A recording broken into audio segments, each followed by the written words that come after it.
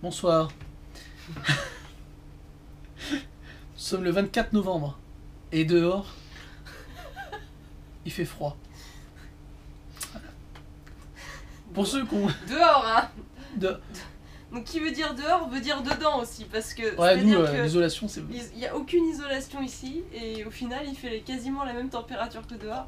Et le chauffage ne chauffe pas de façon homogène toute la pièce. On va dire que l'air chaud reste en haut. En haut, et là où on n'est pas. Et on dort, Voilà. on dort en bas. En fait, partout où on est, il n'y a pas de chauffage. Genre là, près de la fenêtre avec l'ordinateur, il n'y a pas de chauffage. Il n'y a que derrière nous. Et comme le lit est au sol, enfin le matelas, parce que c'est pas vraiment un lit, et ben en fait, le chauffage, j'y arrive pas non plus jusque là. Genre on dort, on est couché, puis il y a l'air chaud qui est juste au-dessus comme ça, mais pas en dessous. Donc peu importe où on est, bah on caille notre race quoi en fait. Donc du coup, bah...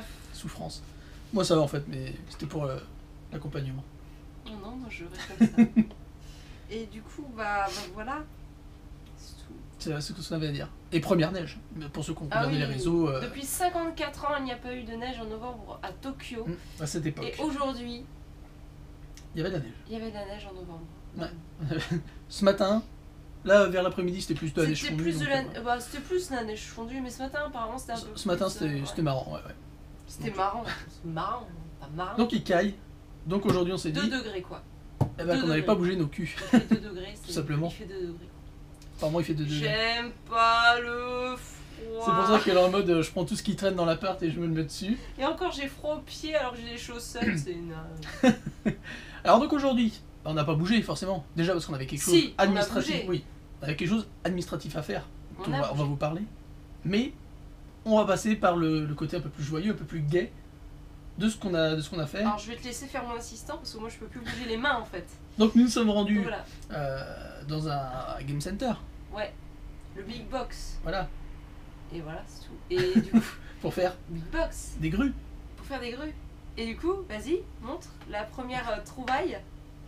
Un Ronflex, puisque c'est un peu la période Pokémon en ce moment avec Pokémon Sun et tout. Ouais. Rien à voir avec Ronflex hein, finalement, puisque bon, c'est un Pokémon de première génération. Il est dans le dernier. Oui, mais il y est, mais c'est pas un Pokémon typique du dernier Pokémon. Bref, on a vu un Ronflex dans le truc. Et au bout de 2 essais, donc 200 yens, on l'a chopé ce petit vaurien. Donc, qui fait que dodo. On dirait moi, c'est moi en fait. Pour 200 yens. 200 yens. Pas mal. Au Pokémon Center, on en a vu un qui ressemblait. Ouais, et qui était à 3000 quelque chose. Ouais. Donc déjà voilà. Bon, il ressemble, mais il n'est pas exactement pareil. Mais, ouais, bon. Mais il est pas mal, il est pas mal. Il était correct. Ouais, et alors après, vu qu'il nous restait du coup des parties en suspens parce qu'on avait gagné trop tôt. Et des sous à dépenser, bien sûr. Une lampe. Une lampe Final Fantasy XIV, le MOG. Bon alors moi, comme je précisais sur Twitter, parce que j'ai posté la photo sur Twitter, FF14 j'y ai pas joué parce que j'aime pas les MMO, mais pour moi un MOG, ça reste un MOG. Le MOG représente toute la licence. Le Moogle. C'est ça. Donc du coup, je le trouvais mignon et pour moi ça représente bien. C'est une lampe, on n'a pas encore regardé comment elle marche. Ce que j'aime aussi dans FF, les petites créatures mignonnes. D'ailleurs, est-ce qu'on peut il me sortir manque comme plus ça que le chocobo, j'ai envie de dire, c'est pas mal. J'ai pas encore de trucs à l'effigie du chocobo. Stock. Enfin, si j'en ai, mais en France. Ouais. Chocobo. Le mage blanc chocobo. Si j'arrive à le sortir en mode. Voilà, on va juste faire comme ça. Pour que vous voyez un petit peu. Attends. Alors, ça, c'est ce qu'on appelle de l'unboxing de professionnel. Si on fait tout en lolo. Bah, les gants ça glisse. Alors, c'est à pile, hein. Voilà, c'est à. Bah oui, de toute façon, il n'y a pas de câble, donc c'est à pile. Ça, c'est pour lui frottant le petit truc comme ça que ça va s'allumer. Donc, elle est plutôt sympa, je trouve. Minou. Ouais. Ça fera une petite. Avec ma gueule de merde à côté, bon voilà. Une petite lampe de chevet un peu. Et avec le truc à arracher derrière, c'est. Ouais, c'est classe. Donc voilà, les petits bonus du jour. Voilà, bon, ça, voilà. C'était le côté. Bon, ça a coûté un peu plus de yens, hein, par contre. Hein, ouais. On a un peu investi. Mais dans l'ensemble, très bon pour les deux, parce que les deux. C'est rentable. En magasin, vous en avez pour au moins 5000 balles, je pense. Au moins. Enfin, 5000 yens, hein, bien sûr. Et là, 5000 €, c'est un peu beaucoup quand même. Hein. Et là, pour 3000 ou peut-être un peu moins, on les a vus, donc c'est. Ouais. C'est une affaire qui marche. Exactement. Voilà. Non, je mange pas. Vous avez pas vu l'ellipse, hein. Et donc, on enchaîne avec la partie voilà, qui est un peu plus sérieuse. En ce qui concerne. Pourquoi faut que ce soit sérieux? Je sais pas, on peut le faire en rigolant si... On peut rigoler ensemble. L'inscription à une école de japonais. Les poètes. Donc voilà, un petit topo sur l'inscription à une école de japonais. D'après notre expérience, bien sûr. Ça peut différer d'une école à une autre, mais dans l'ensemble, je pense que ça va être quasiment pareil. Bon, on révélera le nom de l'école plus tard, ou pas, je sais pas. Quand on y sera, je sais pas si on a vraiment envie de le faire là. Bon. C'est pas pertinent, donc voilà, on s'en fout un peu. Pour le moment, vous le saurez peut-être plus tard. Donc, première étape, si vous voulez vous inscrire à une école de japonais. Bon, Internet, forcément, vous allez sur leur site et ils ont des ils ont des formulaires d'inscription. À télécharger, ou sinon il faut leur envoyer un email, mais ça dépend des écoles. Voilà, pour faire la demande du formulaire. Très bien.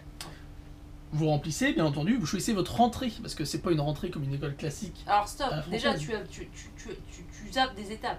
Ah bon? Quelles sont les conditions à remplir pour prétendre au visa étudiant? Allez. Avoir un crayon, une trousse et une gomme. Non, il faut fournir une preuve d'avoir un certain nombre de sous en banque. Je ne sais plus combien c'est. C'est très... Ça dépend des écoles. Mais c'est quand même pas mal. C'est beaucoup. C'est plus de 10 000. C'est entre 10 000 et 20 000 en général. Voilà, 10 000 et 20 000 euros. Donc, vous qui êtes jeune et à la recherche d'évasion, vous dites où est-ce que je trouve cette thune? Chez un garant, par exemple. Voilà, ça peut être vos parents, votre famille, ou la banque. Ou même des amis. Ou des amis, si vous avez des amis très sympathiques. Ou des petites économies. Voilà. Donc il vous faut déjà ça de côté. Pour, alors, pourquoi ils demandent autant? Déjà parce que ça couvre les frais de scolarité. Déjà, et pour s'assurer que vous puissiez vivre au Japon durant toute la durée du visa étudiant. Et ouais, parce que c'est bien beau d'aller à l'école, mais si vous n'avez pas où dormir ou manger, machin, bah... ils vont pas vous accepter. C'est pas viable comme projet. Exactement, exactement. Donc, une fois qu'on a rempli ça, pas de limite d'âge. Les vieux peuvent y aller. Oui, c'est quand même utile. Il faut justifier de 12 ans d'études, c'est-à-dire des études jusqu'au bac. Jusqu'au bac, ouais. Voilà. Alors pour ceux qui sont passés par un parcours professionnel, ça marche aussi. Ça marche aussi. Vous comptez juste les si t'as 12 ans d'études, c'est bon. Voilà. Donc en général, c'est les études scolaires classiques. Donc, oui. Sinon, vous essayez de rattraper ça en grattant. Ça se fait. De toute façon, à l'école, normalement, ils peuvent vous renseigner là-dessus. Ça se fait correctement, donc pas de soucis. Donc voilà, l'argent, pas de limite d'âge, les 12 années d'études, et après, il me semble que c'est tout. Et 1, 2, 3. Normalement. Et tu roules après. Voilà. Le plus embêtant, c'est évidemment ça. Alors, il faut contacter en général les écoles, il faut les contacter bien à l'avance de la rentrée. 4 mois minimum avant la rentrée, puisque les dossiers doivent être soumis à l'immigration. Donc vous remplissez un dossier avec des informations sur vous, votre parcours scolaire, votre garant, pourquoi vous voulez aller à l'école. Lettre de motivation. Et c'est à peu près tout. Donc justificatif le choix de la rentrée, bancaire, il faut justificatif d'identité, des photos. Là on reste dans le classique. Ça c'est ce qu'on a rempli, donc c'est somme toute assez basique. Et voilà, vous renvoyez ça. Et alors nous, pour la rentrée de janvier, il fallait soumettre les dossiers avant... C'était pas je sais plus. Septembre, ouais. Il me semble que c'était septembre. Une bonne marge, donc il faut bien prévoir son coup, faut pas le faire à l'arrache. C'était début septembre, pour une réponse, donc le 10 novembre qu'on a eu. Donc celle qu'on a eue, qu'on vous a dit. Voilà, exactement. Où là on a été accepté. Exactement. Et donc aujourd'hui, on vient juste de finir en fait les démarches pour changer, parce que vous pouvez faire les démarches une fois que vous avez la confirmation que l'immigration a accepté votre demande de visa. Vous devez effectuer des démarches, déjà payer l'école. Alors l'école, tout dépend de l'endroit où vous êtes à Tokyo, c'est aux environs, on va dire, de 5-6 000 euros l'année.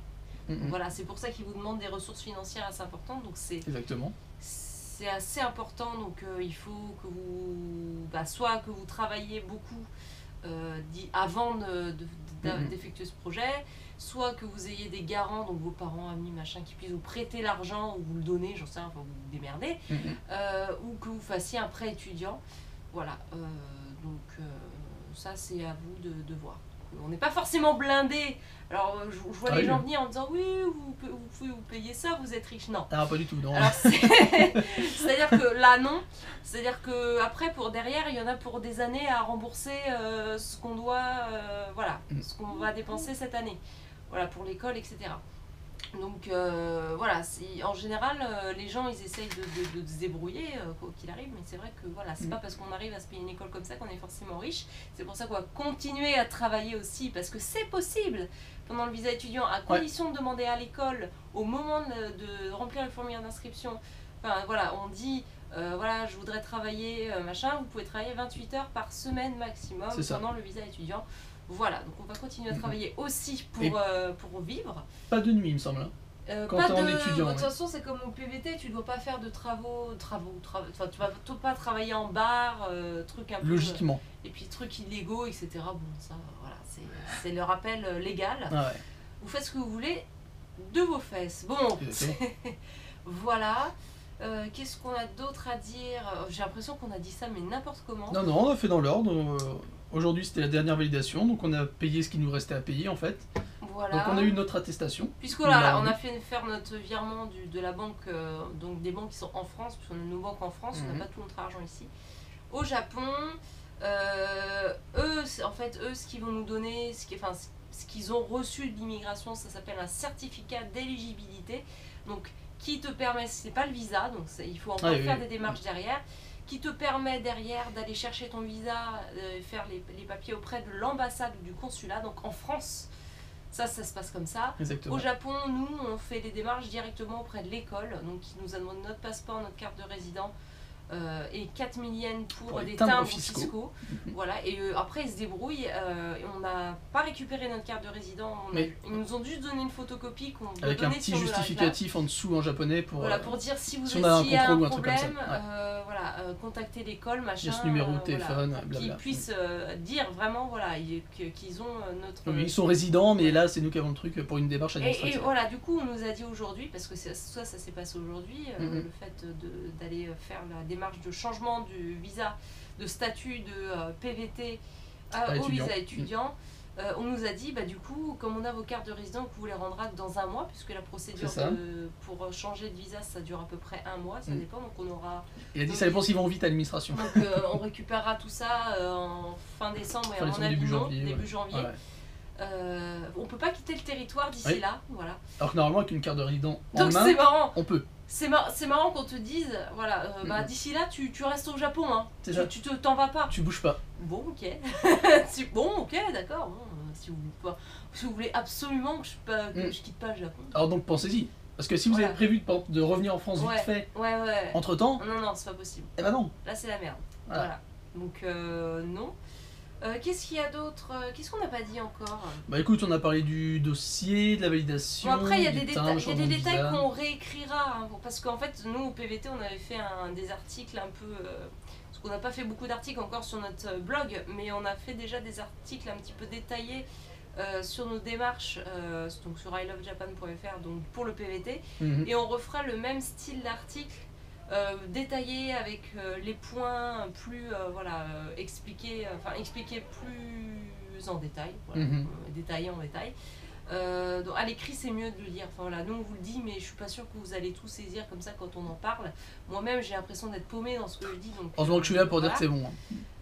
Et donc vous retrouverez ça prochainement, parce que déjà je suis à la bourre totalement. Déjà je devais faire les articles de Niigata, je les ai pas fait, bon voilà. Oui, parce qu'on a déjà le petit planning de rentrée. Oui, parce qu'on a déjà notre planning sur les 3 mois à venir, où on rentre, donc notre rentrée c'est le 16 janvier.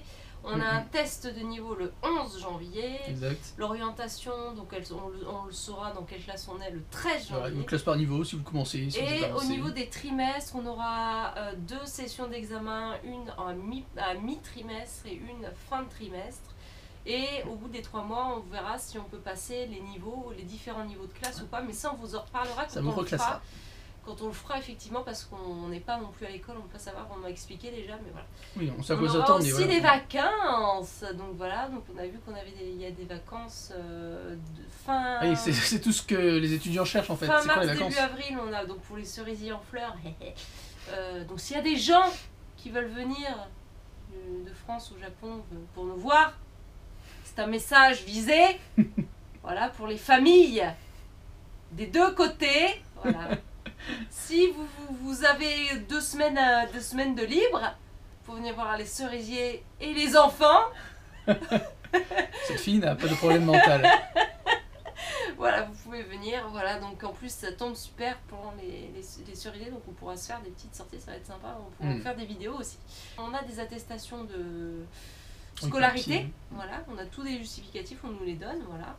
Et qu'est-ce qu'on a d'autre? Les vidéos, on vous redira comment on fait. Mais on fera sûrement maximum une vidéo par semaine, ça sera plus une par jour. Jamon 365, c'est 365 vidéos, point barre. Et après, on se concentrera aussi sur nos études, voilà. Donc oui, apparemment, donc les classes, ça sera soit le matin, soit l'après-midi, selon notre niveau, et c'est 4 heures de cours par jour, du lundi au vendredi. C'est pour ça qu'on peut travailler des demi-journées aussi. Et voilà. Et donc notre rentrée c'est en janvier, donc on a dit le 16, et normalement on est parti pour 1 an et 3 mois, puisque selon les rentrées, ton visa peut être plus ou moins long. C'est-à-dire que si tu rentres en avril, tu peux prolonger, faire 2 ans d'école.